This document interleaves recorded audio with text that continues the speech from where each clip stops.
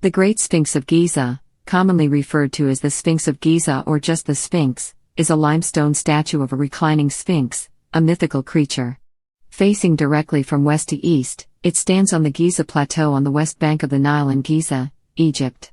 The face of the sphinx appears to represent the pharaoh Khafre. Cut from the bedrock, the original shape of the sphinx has been restored with layers of limestone blocks. It measures 73 meters long from paw to tail, 20 meters high from the base to the top of the head and 19 meters wide at its rear haunches. It is the oldest known monumental sculpture in Egypt and one of the most recognizable statues in the world.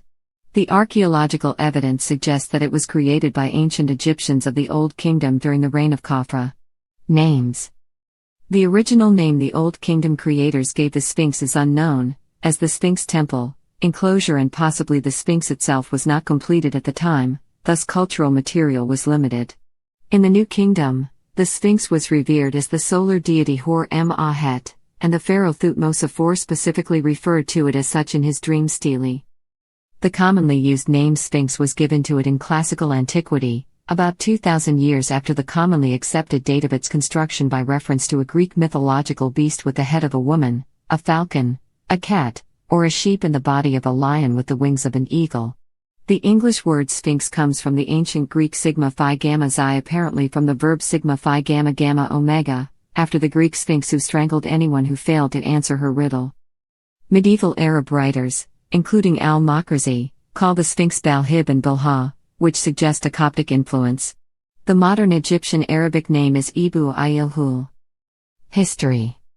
Creation. The Sphinx is a monolith carved from the bedrock of the plateau, which also served as the quarry for the pyramids and other monuments in the area. The archaeological evidence suggests that the Great Sphinx was created around 2500 BC for the pharaoh Khafre, the builder of the second pyramid at Giza. The stones cut from around the Sphinx body were used to construct a temple in front of it, however both the enclosure and this temple were never completed, and the relative scarcity of Old Kingdom cultural materials suggests that a Sphinx cult was not established at the time. Salim Hassan, writing in 1949 on recent excavations of the Sphinx enclosure, made note of this circumstance. Taking all things into consideration, it seems that we must give the credit of erecting this, the world's most wonderful statue, to Khafre, but always with this reservation, that there is not one single contemporary inscription which connects the Sphinx with Khafre, so, sound as it may appear, we must treat the evidence as circumstantial, until such time as a lucky turn of the spade of the excavator will reveal to the world a definite reference to the erection of the Sphinx. In order to construct the temple, the northern perimeter wall of the Khafre Valley Temple had to be deconstructed, hence it follows that the Khafre funerary complex preceded the creation of the Sphinx and its temple. Furthermore, the angle and location of the south wall of the enclosure suggests the causeway connecting Khafre's pyramid and Valley Temple already existed before the Sphinx was planned. The lower base level of the Sphinx temple also indicates that it doesn't predate the Valley Temple. Egyptian geologist Farouk El-Baz has suggested that the head of the Sphinx may have been carved first, out of a natural yardong, i.e. a ridge of bedrock that had been sculpted by the wind. These can sometimes achieve shapes which resemble animals. El-Baz suggests that the moat or ditch around the Sphinx may have been quarried out later to allow for the creation of the full body of the sculpture. New Kingdom. Sometime around the First Intermediate Period, the Giza necropolis was abandoned, and drifting sand eventually buried the Sphinx up to its shoulders. The first documented attempt at an excavation dates to circa 1400 BC, when the young Thutmose IV gathered a team and, after much effort, managed to dig out the front paws, between which he erected a shrine that housed the dream stele, an inscribed granite slab. When the stele was discovered, its lines of text were already damaged and incomplete. An excerpt reads: "The royal son, Thutmose, being arrived, while walking at midday and seating himself under the shadow of this mighty god, was overcome by slumber and slept at the very moment when Ra is at the summit. He found that the majesty of this august god spoke to him with his own mouth, as a father speaks to his son, saying, 'Look upon me, contemplate me, O my son Thutmose, I am thy father, Harmachis Kopri Ra-Tum, I bestow upon thee the sovereignty over my domain, the supremacy over the living, behold my actual condition that thou mayest protect all my perfect limbs. The sand of the desert whereon I am laid has covered me. Save me, causing all that is in my heart to be executed. The dream stele associates the Sphinx with Khafre, however this part of the text is not entirely intact. Which we bring for him, oxen, and all the young vegetables, and we shall give praise to Wennefer, Khafre, the statue made for Autumn Hor-em-Ahet. Egyptologist Thomas Young, finding the Khafre hieroglyphs in a damaged cartouche used to surround a royal name, inserted the glyph Ra to complete Khafre's name. When the stele was re-excavated in 1925, the lines of text referring to Khafre flaked off and were destroyed.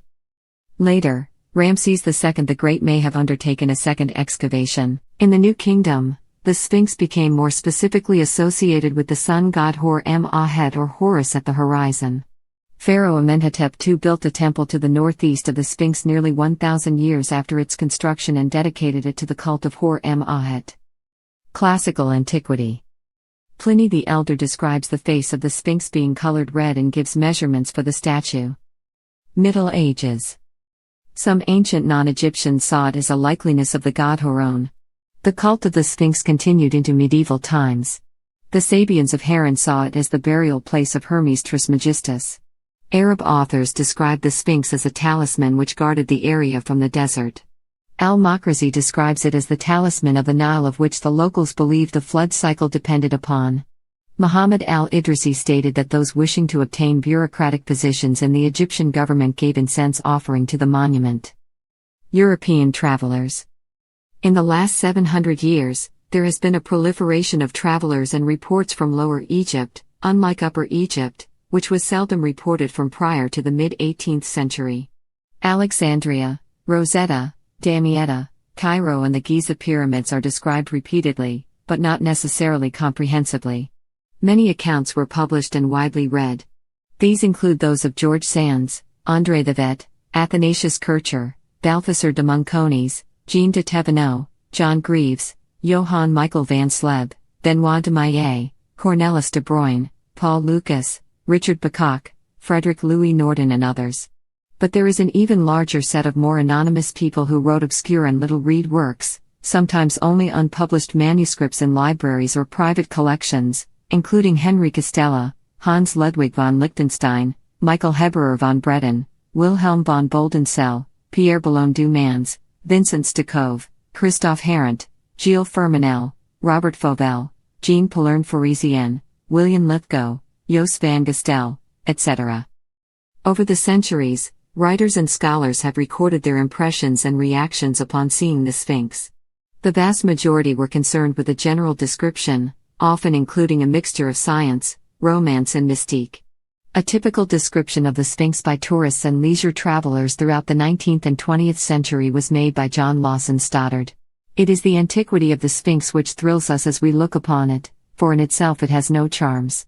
The desert's waves have risen to its breast, as if to wrap the monster in a winding sheet of gold. The face and head have been mutilated by Muslim fanatics. The mouth, the beauty of whose lips was once admired, is now expressionless. Yet grand in its loneliness, veiled in the mystery of unnamed ages, the relic of Egyptian antiquity stands solemn and silent in the presence of the awful desert, symbol of eternity.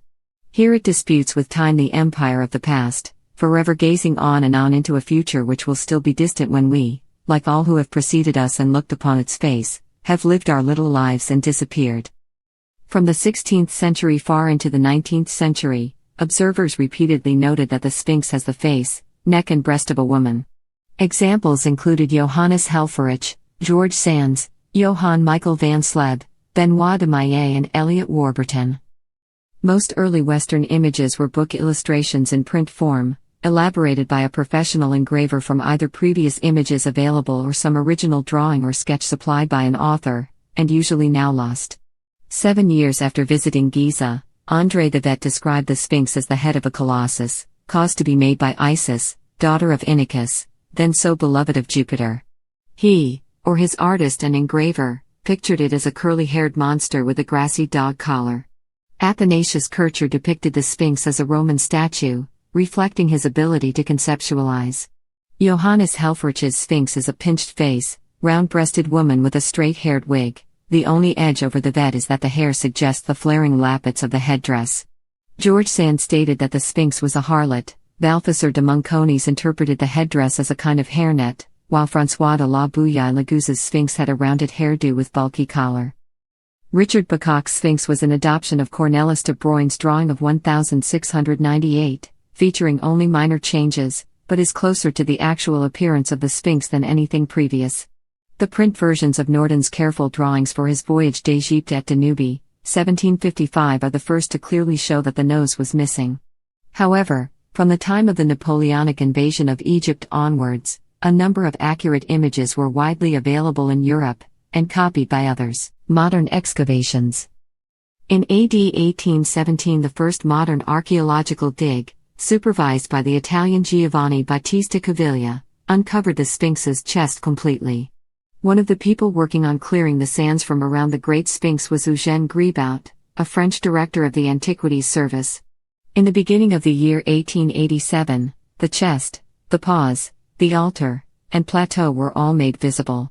Flights of steps were unearthed, and finally accurate measurements were taken of the great figures. The height from the lowest of the steps was found to be 100 feet, and the space between the paws was found to be 35 feet long and 10 feet wide. Here there was formerly an altar, and a stele of Thutmose IV was discovered, recording a dream in which he was ordered to clear away the sand that even then was gathering round the site of the Sphinx.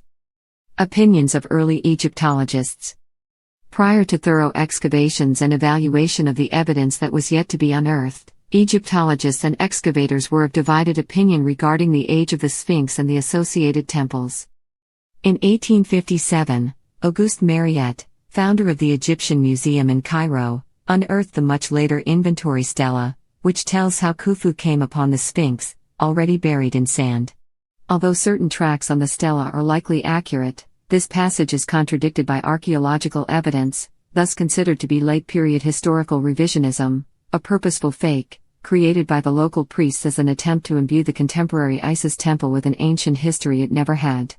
Such acts became common when religious institutions such as temples, shrines and priests' domains were fighting for political attention and for financial and economic donations. Flinders Petrie wrote in 1883 regarding the state of opinion of the age of the Khafre Valley Temple, and by extension the Sphinx. The date of the Granite Temple has been so positively asserted to be earlier than the 4th dynasty, that it may seem rash to dispute the point. Recent discoveries, however, strongly show that it was really not built before the reign of Khafre, in the 4th dynasty. Gaston Maspero, the French Egyptologist and second director of the Egyptian Museum in Cairo, conducted a survey of the Sphinx in 1886. He concluded that because the dream stela showed the cartouche of Khafre in line 13, it was he who was responsible for the excavation and therefore the Sphinx must predate Khafre and his predecessors, possibly 4th dynasty, circa 2575 to 2467 BC. Maspero believed the Sphinx to be the most ancient monument in Egypt. Ludwig Burchard attributed the Sphinx to the Middle Kingdom, arguing that the particular features seen on the Sphinx are unique to the 12th dynasty and that the Sphinx resembles Amenemhat III. James Henry Breasted reserved his opinion on the matter. E. A. Wallace Budge agreed that the Sphinx predated Khafre's reign, writing in The Gods of the Egyptians, "This marvelous object was in existence in the days of Khafre, or Khephren, and it is probable that it is a very great deal older than his reign and that it dates from the end of the Archaic period." Salim Hassan reasoned that the Sphinx was erected after the completion of the Khafre pyramid complex. Recent restorations. In 1931, engineers of the Egyptian government repaired the head of the Sphinx. Part of its headdress had fallen off in 1926 due to erosion, which had also cut deeply into its neck. This questionable repair was by the addition of a concrete collar between the headdress and the neck, creating an altered profile. Many renovations to the stone base and raw rock body were done in the 1980s, and then redone in the 1990s. Degradation and violation. The nummulitic limestone of the area consists of layers which offer differing resistance to erosion, leading to the uneven degradation apparent in the Sphinx's body. The lowest part of the body, including the legs, is solid rock. The body of the animal up to its neck is fashioned from softer layers that have suffered considerable disintegration. The layer in which the head was sculpted is much harder. A number of dead-end shafts are known to exist within and below the body of the Great Sphinx, most likely dug by treasure hunters and tomb robbers. Prior to 1925, A large gaping shaft similar to these existed on the top of the Sphinx's head. It is believed to have possibly been an anchoring point for a sculpted crown or headdress added during the period of the New Kingdom. Missing nose and beard. Examination of the Sphinx's face shows that long rods or chisels were hammered into the nose area, one down from the bridge and another beneath the nostril, then used to pry the nose off towards the south, resulting in the 1-meter-wide nose still being lost to date. Mark Lehner, who performed an archaeological study, concluded that it was intentionally broken with instruments at an unknown time between the 3rd and 10th centuries AD. Drawings of the Sphinx by Frederick Louis Norden in 1737 show the nose missing. Many folk tales exist regarding the destruction of its nose, aiming to provide an answer as to where it went or what happened to it. One tale erroneously attributes it to cannonballs fired by the army of Napoleon Bonaparte. Other tales ascribe it to being the work of Mamluks. Since the 10th century, some Arab authors have claimed it to be a result of iconoclastic attacks. The Arab historian al-Makhrazi, writing in the 15th century, attributes the loss of the nose to Muhammad Saim al-Dar, a Sufi Muslim from the Khanqa of Said al-Suwaida in 1378, who found the local peasants making offerings to the Sphinx in the hope of increasing their harvest and therefore defaced the Sphinx in an act of iconoclasm. According to al-Makhrazi, many people living in the area believe that the increased sand covering the Giza Plateau was retribution for al-Dar's act of defacement. Ibn Qadi Shuba mentions his name as Muhammad ibn Sadiq ibn al-Muhammad al-Tabrizi al-Masri, who died in 1384. He attributed the desecration of the Sphinxes of Quanatir al-Siba built by the Sultan Baibars to him, and also said he might have desecrated the Great Sphinx. Al-Minufi stated that the Alexandrian Crusade in 1365 was divine punishment for a Sufi sheikh of the Khanqa of Said breaking off the nose.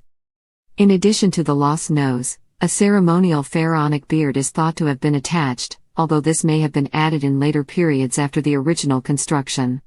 Egyptologist Vasil Dobrev has suggested that had the beard been an original part of the Sphinx, it would have damaged the chin of the statue upon falling. The lack of visible damage supports his theory that the beard was a later addition. Residues of red pigment are visible on areas of the Sphinx's face, and traces of yellow and blue pigment have also been found elsewhere on the Sphinx, leading Mark Lehner to suggest that the monument was once decked out in gaudy comic book colors.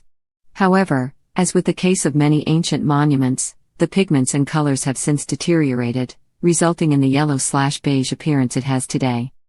Pseudo-history.